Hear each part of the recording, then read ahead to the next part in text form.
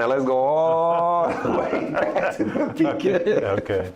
So, how did this all start? And what I like to call this part of the interview, the beginning, is the roots. So Okay. you can go as far back as the motherland. You can go to the South. You can go to Kansas. Where you want to start at? Right. Well, so let's go to Kansas. Okay. Cool. So my father was a real estate broker. Okay. But he also did appraisals. Right. Okay. And he had his own shop because back then, as a person of color, you couldn't work for a predominantly white institution. Okay. So his firm was Buddy Dawson and Sons. Really? Yeah. Awesome. Yeah. So this was, and we weren't even old enough to know anything at the time. So it was just sort of aspirational and Sons at the time. So, and then one of my vivid memories from the initially was my father owned a lot of single family homes, and sort of my job on Saturday was to take this checkbook, receipt book, and then knock on doors and collect the weekly rent. So it'd be $50, $100. Wow. and I would go. So he, in this area, he owned the entire block. Wow. So I would just go door to door, and I was probably 11, 12, and one of my first life lessons was that people wouldn't always tell you the truth.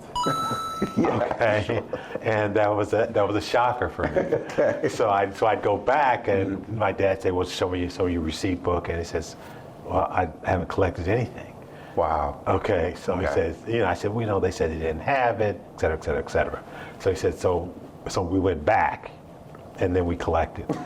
Okay. So they saw your young behind, and they said, "Oh, get him out of here." Yeah. So that was one of my initial memories, and then also he owned some vacant lots, and What year was this? this was In the 50s, 60s? Yeah, and 70s. In 70, okay. Don't want to age you too much. Right, and so we'd have those weed whackers, which is it was basically a sickle. Okay, so where you'd have the shovel, there was a blade, right? All right. And you just swing it back and forth. Okay. So there was no electronic weed whacker, right? This was all manual. So I said, I don't want to do that job, okay, when I grow up. And so that was, so that was my introduction to real estate. That's amazing, man. And, but one of the things that he said is never get into the appraisal business. He told you that? Yeah, he absolutely told me that. So it was because back then, people of color couldn't join the Appraisal Institute. That's why I'm asking. What year was this? 'Cause I can't imagine. So this was, he had told me this in the 70s.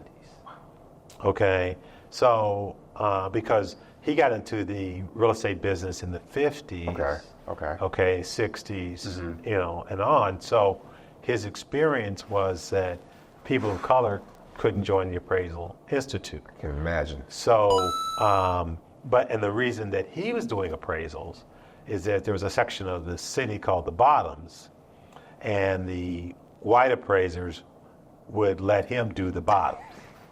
Okay. It's always something. Always something. Right. Okay. So that was his sort of piece of the appraisal business, right? Yes. So fast forward,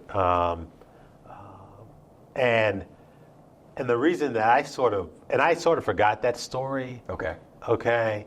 But I had moved to Chicago, and I had bought 2 flats, 4 flats,